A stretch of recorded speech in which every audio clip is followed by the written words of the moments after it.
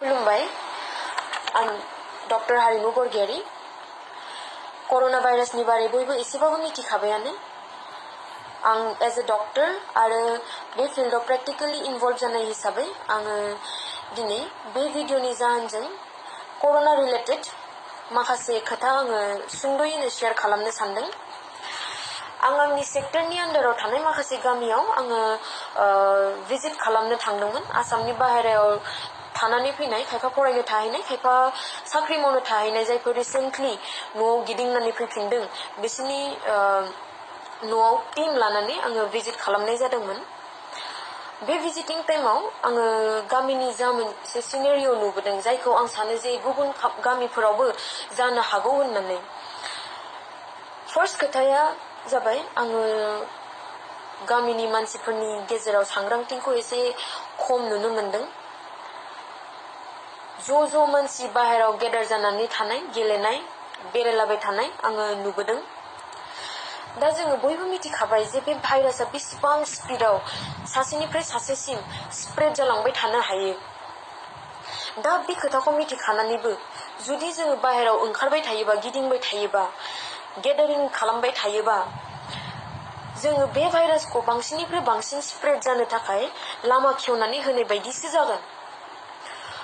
आरो जुदि सोरबाफोर सानोबा जे आंनाव बे बेमारा जानो हानाय नंखाया आरो मालाबाफोर सोरबा जुदि कनसियास जानानैबो दंमोन ओमफ्राय सानदों जे बे जास्ट वान टाइम बे खनसेल' जेबो जानाय नङा होननानै बिदि साननो नाङा बे बिराद गिदिर गोरोन्थि जागोन भाइरासआ रावखौबो नाया जातिबो नाया धोरोमबो नाया बिसोरनो मानसिनि देहाल' नांगौ स्प्रेड जानो थाखाय माल्टिप्लाइ जानो थाखाय दिनैनिफ्राय लकडाउन स्टार्ट जाबाय दा बे लकडाउना खालि हाइवेआव गारि दा खारथों होननानैल' नङा हाइवेनि सेरनि बाजारफोर दुकानफोराल' बन्द थाथों होननानैल' नङा बयबो गाव गावनो बुजिनानै गाव गावनि न'आव थानाया मोजां जागोन रावबो रावनिबो न'आव थांलायलायनोबो नाङा फैहोलायनोबो नाङा आरो बे खोथायाव गाज्रि मोनलायनायनिबो खोथा गैया बेयो बयनिबो मोजांनि थाखायसो दा बे लकडाउन टाइमाव इमारजेन्सि टाइमावल' ओंखारलांनांगौ जानो हागौ मालाबा थ' बे इमारजेन्सि टाइमाव जुदि ओंखारलाङोबाबो जेसेबां प्रिभेन्टिभ मेजार्स दङ बेखौ मेनटेन खालामनांगोन आरो ससियेल डिस्टेन्सिं होननायखौ मोजाङै मानिनानै थांनांगोन जाहाथे नों सोरजोंबा रायलायोबाबो बे 1 मिटार डिस्टेन्सआ मेनटेन जायो साइडआव सोरजोंबा जिरायनानै थानांगौ 1 मिटार डिस्टेन्स जाहाथे मेनटेन जायो आरो मोनसे पइन्ट बयबो बिदि साननानै माने बुंदोंमोन माने कि इन्डियाया मोनसे गरम जायगा थ' बेयाव बे भाइरासआ फैनो हानाय नङा बा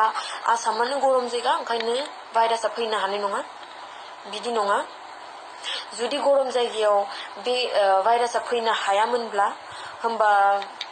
महाराष्ट्रायाव दिल्लीफोराव केरेलाफोराव बे केसआ कर'ना पजिटिभ केसआनो ओंखारनाय नङामोन साउथ इन्डियाया जोंनि नर्थ इस्ट इन्डियानिफ्राय बांसिन गरम अब्लाबो बेयाव केस ओंखारगासिनो सानफ्रोमबो प्रग्रेसनबो जागासिनो केसफोरा आरो दिनै खबर मोनदों जे नर्थ इस्टआवबो पजिटिभ केस ओंखारबाय होननानै स' जों बयबो बांसिन सांग्रां जानानै थानांसिगोन केयारफुल जानानै थानांसिगोन एसेयावनो आं बुङो कनसियास जानाया मोजां खोथा केयारफुल जानांगौ खिन्थु अभार कनसियास जानानै पेनिक जानाया घाबरायनाया मोजां खोथा नङा आं मोननैसो गामियाव आङो नुबोनो मोनदों जे गामिनि मानसिफोरा बे बाहेरानिफ्राय न'आव फैफिननाय मानसिखौ ओरैबायदिसो ट्रिट खालामबाय जेन बिसोर माबा मोनसे बिराद गिदिर दाय मावबायसो नामा माने फर्स खालामगासिनो जे न'निफ्राय थांथार सिभिल हस्पिटालाव थांथार नायजानानै फैथार दा गामिनि मानसिफोरा बेबायदि खालामोबा बेयो बिसिनि सायाव मोनसे बे मानसिनि सायावबो आरो बिसिनि फेमिलिनि सायावबो मोनसे हेरेसमेन्ट खालामनाय बायदि जायो सोरबाफोर न'आव फैफिनदों होननानै खबर मोनोबा बेखौ गावबुरानाव खबर होनानै ओमफ्राय गामिनि आसानाव खबर होनानै ल'दोन आरो बेखौ आरो बे खोथाखौ एनश्योर खालाम बयबो गामिनि मानसिफोरा जे जायफोर न'आव फैफिनदों बिसोरो जाहाथे न'निफ्राय ओंखारा जाहाथे जेराव मेराव गिदिंलाबाय थाया आरो जाय फैदों नोंसोरबो सेल्फ रेसपन्सिबल जानांगोन जे नोंसोरो बाहेराव एटलिस्ट फर 2 weeks जेरावबो गिदिङा न'आव फैदों न'आवनो आरामसे था आरो बेखिनियावनो आं बुङो आसा आरो गावबुरानि खामानिया मा जागोन नोंथांमोननि खामानिया बेनो जे गामियाव जायफोर फैफिनदों बिसोरखौ खबर लानानै गामिनि खाथिनि स्टेट डिस्पेन्सारि बा जाय हस्पिटालनि आन्डाराव गोलैयो बा जिखुनु दस्रानोबाबो बेखौ जास्ट खबरल' हर आसाफोरा मिथिगोन ABPM आरो सेक्टरनि मेडिकेल अफिसार इनचार्जफोरखौ बिसोरनो जास्ट खबरल' हरनांगौ जोङो खबर मोनोबानो आङो जेरै खबर मोननानै आङो टीम लानानै आङो गामियाव न'आव थांबाय बेबायदिनो टीम थांगोन हेल्थ डिपार्टमेन्टआ बिराद सेस्था खालामगासिनो बे बेमारखौ जोंनाव फैनायनिफ्राय होबथानो थाखाय बा जोंनाव दाजाथोंनि थाखाय दा बे मेटाराव जुदि नोंथांमोनहाबो जोंनि हेल्प खालामाबा जोंबो हेल्पलेस जागोन दा नोंथांमोना जोंखौ बोरै हेल्प खालामनो हागोन बे जास्ट कि न'आवल' थानांगौ आरो जेबो खालामनो नाङा बाहेराव गिदिंलाबायनाङा जास्ट बाय डेट बिदिनो नोंथांमोना जोंखौ हेल्प खालामनो हागोन जों जोंनि खामानिखौ मावबाय थागोन जोंनि हेल्थ डिपार्टमेन्टआव मोनफ्रोमबो गामिनि आसामनि बाहेराव थानायनि लिस्ट दंजोबो सोर सोर न' फैफिनदों बेफोरखौ जों ट्रेस खालामनो नाजागासिनो आरो बेफोरखौ जोङो बिसोरनि न'आवनो थांनानै जोङो नायनानै फैनो थाखाय जोङो लामा लागासिनो इभेन बर्डार्सफोरावबो आरो रेलवे स्टेशनफोरावबो एयारपर्टआवबो जोंनि टीम्स मेडिकेल टीम्स हरनाय जादों नायनो थाखाय आरो जेसेबां जुदि बारग'नानैबो फैयोबा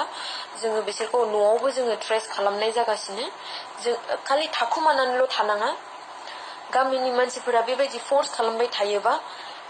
बे मोनसे थाखुमानायनिबो जाहोन जायो रागा जोंनानैनो आं थाङा मा खालामनो खालाम बेबायदि टाइपनि जायो स' बिदि खालामनो नाङा हेरेसमेन्ट होनो नाङा जों दङ जोङो न'आवनो थांनानै जोङो नायनानै फैगोन जोंनो जास्ट खबरल' होनांगौ जोंखौ बे फाइटआव नोंथांमोनहाबो हेल्प खालामनांगोन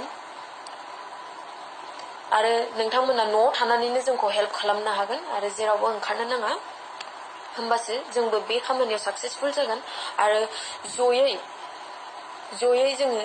बिदिनो बारग'नो हागोन गोजोन्थों